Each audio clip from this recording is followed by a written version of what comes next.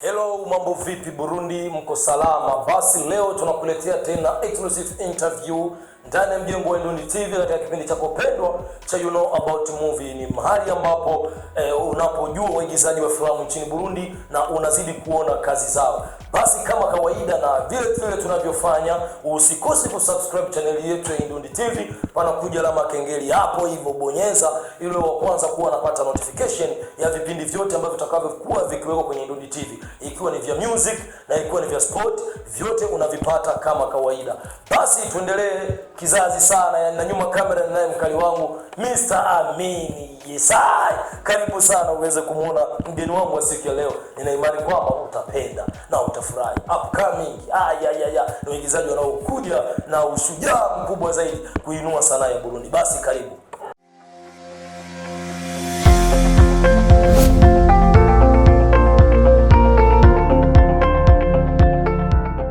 Yes, kama nilivyokuambia kwamba ni ile kipindi chako cha About Movie, ni naye hapa kijana ambaye amekuja kivingine kwenye tasnia nzima ya filamu nchini Burundi na anaweza kujitambulisha vema hata kwa performance yake ndani ya acting. Unaona kabisa yuko sawa. Mambo vipi bro? Safi kabisa. Karibu sana mzazi. Asante sana. Ya hapa ndo nyumbani kwa Ndundi TV kama kawaida. Naam, nafahamu. Unajisikiaje kwanza? Najisikia raha sana. Kabisa yani. Hebu unaweza kujitambulisha jina kwa washabiki wako wapate kujua na wapi unapopakana, kazi gani ambayo unaifanya? Kwa majina mimi naitwa Salumu. Kwa jina ambao wanazoea sana Homeboy Never Fair. Homeboy Never Fair. Vizuri sana ya. Address mimi naishi Chibitoki, barabara ya 4 namba 59. Kabisa. Kanyoni, yani ukifika pale unanipata. Na hebu tuingie ndani kutokana na swala nzima la uigizaji wa filamu. Hebu unaweza kuambia watu uigizaji ulianza mwaka gani na kwa sasa hivi una miaka mingapi na tasnia tu ya filamu? Kivyangu mimi yani naweza nikasema kama sina hata mwaka. Yani ni miezi yani. Hii ni maajabu sana kwenye tasnia. Kijana huu anaweza kuperform vizuri vile na kuact kabisa kitofauti na bado hata hajaeneza mwaka. Hebu tutake kujua ni siri gani ambazo amezipitia, kwa sababu nyuma ya pazia tunasikia kwamba kuna kazi na dawa. Hebu tuambie eti ni kweli? Kazi na dawa ni kweli kabisa? Hao ni maneno ya kuambiwa. Lakini ningependa namshukuru director wangu sababu alinifunza kujua hisia. Yani ukinitilia hii scene najua ni hisia gani tatumikisha kabisa. Ndio hapo namshukuru sana. Yani ndio inasababisha hadi wewe unaweza kufanya vizuri kuliko. Ndio kabisa. Hebu tuambie, na toka uingie katika swala la uigizaji, hebu unajua kama mtu alikuwa na ndoto ya kucheza mpira, sawa, lakini yeye alikuwa bado shabiki. Sasa mimi napenda sana niingie kwenye kucheza mpira nini. Wakati ameingia kuna kile kitu kingine amefaidika zaidi. Hebu tuamini kitu gani ambacho wakati ulianza kuigiza movie, kitu gani ambacho ulikuwa unakimisi sana na sasa umeingia kwenye movie ukajisikia ni kitamu sana na unaona kwamba uwezo kaacha movie? Yani mimi ndoto yangu ilikuwa mimi niwe dancer, yani mchezaji wa muziki kabisa. Lakini nilifika naingia tu katika sanaa kwa sababu nilipenda movie za Kiswahili sana. Kuna wasanii ambao wastaa mimi napendaga sana. Gabu Zigamba. Yani na Ben Swahili.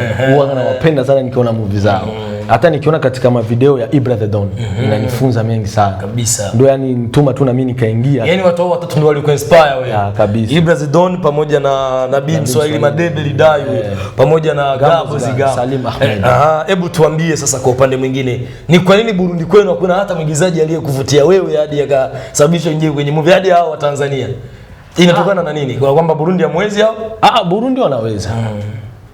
Kwa kusema ni kile tu tena mtu unapenda. Kabisa. Naweza nikasema nimemshukuru na Mugisha kwa sababu kuna sinema baadhi ya sinema alitoa. Nilizipenda sana. Nilimfurahia kabisa. Lakini ni movie gani ambayo umeshaifanya kama Mugisha vile ukasema Mugisha amenifurahishaga sana, kwa hiyo naweza nikapendelea nifike sehemu kama Mugisha? Je, katika hizi movie ambazo umeshazitengeneza kwa kipindi hichi umeshaona kwamba tayari level ya Mugisha umeshaanza kuigongea mlango au vipi? Level bado. Lakini nitafikiria kabisa. Najiamini. Basi tuambie, kwa sababu wewe vile ni bado mpya kwenye uigizaji, tusiende katika masuala ya kizamani. Hebu tuambie ni faida gani ambayo umeshaanza kuipata sasa toka uingie kwenye movie? Faida ya kwanza ni kufika hapa. Yani nilikuwa staradi kama naweza nikakaa kwenye TV yani. Kwenye TV online ukafanya. Hii ni kama faida ya kwanza. Vizuri sana. Matunda mengine yatakuja baadaye. Hebu tuambie, kuna movie yako moja hapa labda tutaicheki tu hapa. Tunayo movie umecheza kama vile wewe sijui umelelea watoto hivi sijui gani wadogo zako nini. Kwanza inaitwa Malezi ya Kaka. Malezi ya Kaka. Hebu tuambie kwenye hiyo movie ulikusudia nini? Kwa hiyo movie nilikusudia hata ukitokewa na wazazi wakifariki, wewe kama mkubwa una jukumu la kulea wadogo zako. Yani hiyo ndio kusudio kubwa. Ndio maana iliitwa malezi ya kaka. Malezi ya kaka. Hebu tuambie, ni historia ambayo labda imeshaga, ni true story ambayo umeshaga yuwahi kuiona kwenye maisha ya binadamu tu kama kawaida, wakaka wanashindwa kuwapa malezi ndio wanataka kuwafunza hao? Yapo. Kiupande wangu mimi kwanza hivi, hapa ninasema nina mzazi mmoja. Yani kama vile iligusia upande wangu, japo kweli katika ile movie unaonekana kama palikufa baba na mama. Lakini kiupande wangu mimi, mzazi ambao alikuwa kitegemeo aliondoka, akabakia sasa mwenyewe yani ajiwezi. Yani kwa upande wetu kama mzazi wangu mimi kaniachia, kanambia majukumu na kuachia wewe ndio mwanaume mkubwa. Yani inabidi ule wadogo zako. Inamaanisha uligusia kidogo kwenye true story yako. Yani tofauti tu ni pale kwa sababu wewe mzazi wako wa kike bado yupo hai. Ndio, hiyo tu. Vizuri sana. Yes, unaona kwamba tasnia filamu nizungumze kwamba ni akili. Kwa sababu unajua hata katika swala zima la kuandika, waandishi natakiwa wanaandika vitu ambavyo vipo sambamba na vitu ambavyo watu wanaishi. Ndiyo. Kwa sababu uwezo ukataka kutuandikia hapa mfano Burundi kumeingia masijui kumeingia nyuki zikajaa bwiza nzima, sijui bwiza ikabomoka kama vile movie ambazo tunaona za kina Arnold Schwarzenegger, wataona amepiga bomu moja bwiza, kisha bwiza yote ikafanya nini? Ikawa imedumbukia, ni kitu ambacho hakiwezi kutokea. Basi kutokeana na hicho kitu, kwa hiyo movie yako je, unatarajia kuiachia hivyo au bado ndio kama tunafunga tunasubiri uzinduzi? Kwa kusema eti kuiachia kwa huyu muda, hapana. Lakini nawaahidi haitofika mwezi wa 10 sijaiachia. Hebu tuambie, uone kwamba ikija kutokea wewe kama wewe umetoa movie mwezi wa 10, uone kama vile itakuwa imerudisha jina lako nyuma kivingine? Haiwezi kuharibisha. Kwa sababu unaweza kuwa kitu ndio kitu cha kwanza unatoa kisikutoi, lakini cha pili kikakutoa. Na uweza nikajipanga kwa huyu muda tukatoa movie nyingine kabla ya ile malezi ya kaka. Tukaitoa kwa sababu tu jina liendelee, alafu nyuma ndio unaitoa ile. Hebu tuambie tu, katika movie sio kwamba wewe tu ndio kijana. Vijana wapo wengi mle ndani ambao wangeweza kuact sehemu kama ulioact ya kaka mlezi. Na ni kwa nini director alikuamini hivyo hadi akakupatia? Kwa sababu unajua nakumbuka sanaa ya mwaka 2008 Burundi ilikuwa ni kwamba mimi nikitaka kucheza sehemu ile kwamba najua hii ni actor principal, kwa hiyo nitakuwa mcheze main character. Naangalia hapa inabidi nifanyeje, na kamata kama vile 5000 director washika mtu kunywa maziwa, akisha niache mimi nicheze ile sehemu. Sasa ilikuwaje director wako kuamini wewe kama wewe hadi akakuweka ile sehemu? Unajua kwanza kutokana na msanii gisi yupo katika repetition, kwanza director yuko pale anatizama hisia za watu wote pale. Anatizama, na kwanza nampenda director wangu kwa sababu sio kama yeye ndo alinichagua, bali nilichaguliwa na waigizaji wenzangu. Yaani waigizaji wote wale kwamba yani wote waliniambia iseni namfaa jamaa. Kwa sababu director angenichagua upande wangu mimi mwenyewe, angekuwa kama vile anabagua. Watu wengine wangeleta chuki. Kwa nini anamchagua huyu kila siku, anamchagua huyu? Yani watu ndio wakachagua, tunamtaji mtu fulani afanye hichi kitu. Hebu tuambie, na wewe hicho kitu cha kama hicho kinakuongezea nini kwenye kipaji chako? Kinaniongezea kitu kikubwa sana. Mfano kama vile sifa, kwamba unajua tukiwa darasani unakaa unasoma vile unasoma na mwalimu akija tu wewe pita mbele, wewe fulani, wewe pita mbele, wewe fulani pita mbele. Unakuwa unajiona best vile sijui kwenye darasa. Wewe kwa upande wako sasa inakuongezea kitu gani? Naweza kwanza sifa ya kwanza ambayo nilishaipata kwa hii coming soon. Ni kila mtu akiniona ananiuliza utaitoa lini hiyo sinema? Utaitoa lini? Yani nakosa hata jibu la kuwajibu kwa sababu ni wengi. Yani nakosa nifanye nini? Yani kwa ufupi inamaanisha kwamba faida iliyopo kwa sasa washabiki wameanza kabisa kushabikia. Kabisa. Hebu tuambie sasa, kwa sababu kila mtu anakuwa anajitengenezea njia yake. Hebu hadi kufika mwezi wa 12 unatarajia kwamba utakuwa umeshakuwa na mashabiki wangapi? Haiza timu kubwa hiyo. Kwanza timu yetu itakuwa kubwa. Alafu mashabiki nitakuwa nao wengi tu. Wengi sana. Na vipi? Kwa sababu unajua tulimongelea kidogo Mugisha. Vipi unaona kwamba inamaanisha kesho ndio tutakuwa tunapambana vile tunasukumana naye hao? Ndio. Yaani jamii hiyo. Vizuri sana kama unavyomsikia ikiwa Mr. Mugisha huko unafuata interview hii, jamaa nakwambia yeye anakuja ndo nyinyi wawili yani mnakuja kukutanana kwenye hanga, akisha mnapambana ni kama kawaida. Na hebu tukirudia nyuma kidogo unajua kuna kitu ambacho kimenifurahisha sana kwako, kusema kwamba watu ambao walikuinspire wewe hadi ukafikia kufanya movie ni watu ambao ni wazuri sana kwenye game yao. Na je, kitu gani ambacho, kwa sababu unajua ukishampenda mtu ni mfano wana music, unajua unasikia kwamba nimefanya featuring na mtu fulani, Kwa hiyo kiupande wako wewe kama wewe unaonaje kwamba ipo siku unapigania ndoto ipo uje kukutana na watu siku moja ufanye nao movie? Ndio, ni kweli. Kama mimi hivi yani sijui nisemaje, yani natamani. Siwezi kusema eti nitamsifia mtu mwingine. Kwanza tusifie kwanza nchi yetu. Kwanza mimi hapa nina matumaini kwa siku kwanza Burundi tutainua. Yani itakuwa kubwa katika East Africa. Yani ndio ndoto yangu hiyo. Alafu kama patakuwepo wasanii wageni, basi mimi nitajikaza niwe mimi wa kwanza kutoa nao filamu. Vizuri sana. Hiyo sijui unamaanisha nini kwamba pakija wageni ukakuwa kwanza kufanya nao filamu. Sijui hapo unamaanisha nini? Kwa sababu najiamini. Najiamini.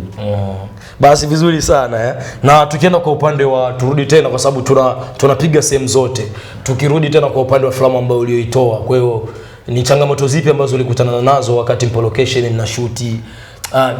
Vikavunja moyo wako na kusema kwamba bora hata basi mimi ningebakia zangu nyumbani singekuja hata location.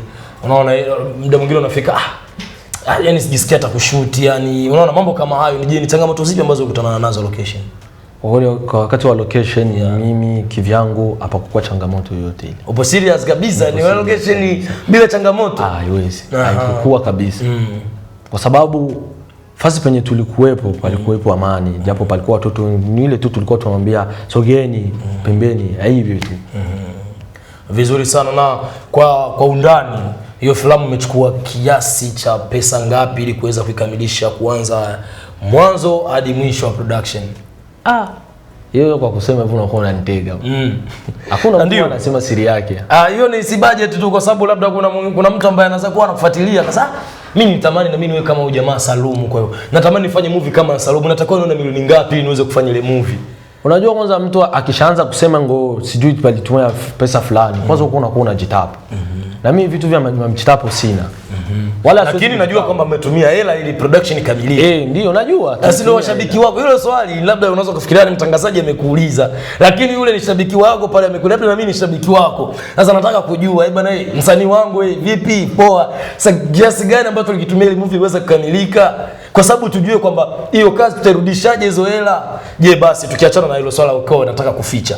Hebu tuambie hizo hela ambazo ulizigharimu kwenye movie yako una mpangilio gani wa kuzirudisha? Mpangilio wa kuzirudisha ni pindi tutapotambaza sasa. Na imani zitarudia. Kivipi? Kwa sababu unajua Burundi, soko la filamu Burundi mzee limezingua kidogo hivi, likawa limecheza. Kwa hiyo ni njia gani ambayo sasa unakuja nayo ili uweze kusaidia waigizaji wengine wakitoa movie kesho yake na wao waanze kupita hiyo njia ili waweze kukamilisha mpango? Katika dunia unajua kuna vitu ambavyo vilirahisisha. Unajua hata mtu msanii ukishakuwa na views nyingi kwenye YouTube unalipa. Yaani unaweza ukakosea kwa hichi ukapata. Vizuri sana. Kwa hiyo tarajie movie kwenye channel ya YouTube. Yes, vizuri sana. Unamsikia Salumu, kwa ni shabiki wake namba 1.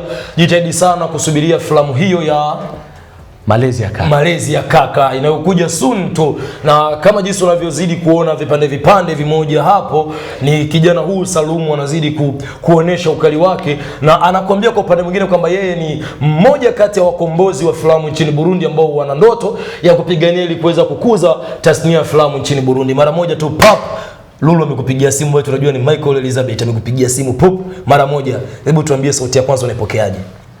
Kwanza na mimi ndaanza kugara. Unaipokeaje hiyo sauti ya kugara? Unaipokeaje? Mara moja tu pop amekupigia mimi naitwa Lulu.